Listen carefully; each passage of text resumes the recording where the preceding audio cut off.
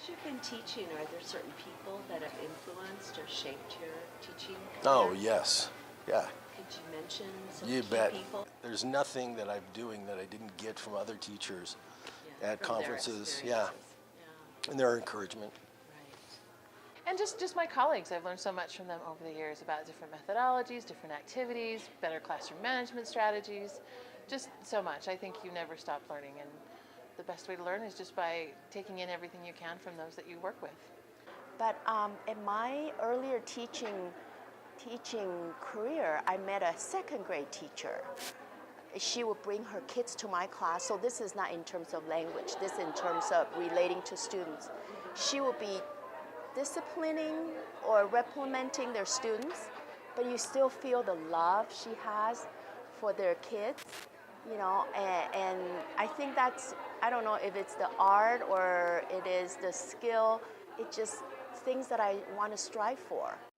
Well, I think I became a teacher because of my grandma. She was a teacher, and she was a teacher, I don't know for how long, probably like 40 years. And she wrote textbooks, and after she retired, she still kept up with education. And this was in Kansas, she was like the Kansas State Teacher of the Year. And, you know, she just always did so many things with her students. And as kids, my sister and I, we would spend a lot of time with her, especially in the summer, and we always did teacher stuff with her. Like I would grade Like papers play for her. teacher Well, no, we would help her with her students.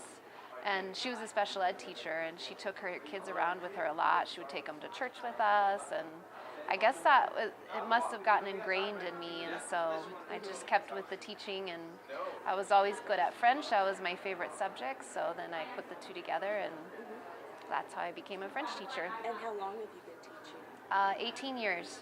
My mom was a Spanish teacher, so I had a head start, but it was kind of one of those things, I guess.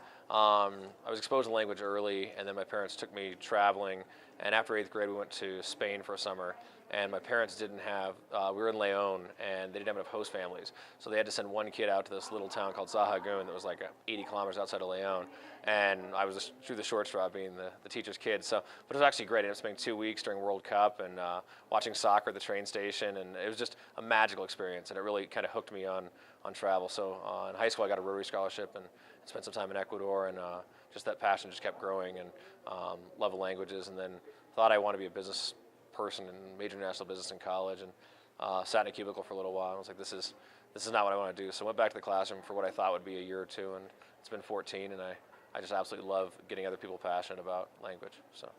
Well, my parents were both professors, so of course that was out. I did not want to teach. I wanted to do anything but that. And I had a really wonderful, actually, art history professor who said, you should do this. You're the kind of person we want in the college classroom. And I thought, no, I don't want to do this. And of course, when I mentioned it to my parents, they said, well, we knew you'd get around to it sometime. So they weren't surprised at you? No. But I think had they suggested it, I would have thought. I was so fascinated by this one professor's way of delivering information, and you didn't realize that he was tricking the students into having the discussion, and it didn't seem like he was teaching, and he was one of the best teachers I've ever been around. He was way ahead of his time. Well, I actually, myself, I wasn't the best student in high school. I was somewhat of a problem child and had attendance issues, and education wasn't really valued in my home growing up. And so when I was in high school, I see a lot of myself in some of the freshman and sophomore students, the kids who have their head down, the kids who you really have to give a lot of extra encouragement and really push them to contribute even a small bit. I was that student for a while. And then it was my junior year in high school when they put me in these honors classes all of a sudden, and I didn't understand why. And I had an English language arts teacher there, Mr. Borak, and he actually really inspired me and encouraged me. And I still remember the moment when he called me he called me up to him after class as the kids were leaving and said, "Wendy, you are a really talented writer, and I've been really impressed with some of the things you've been writing, and you should pursue it as a hobby on your own time." And it just bowled me over. I'd never had someone give me a compliment like that, and I'd never thought of myself as a good student. It hadn't even occurred to me.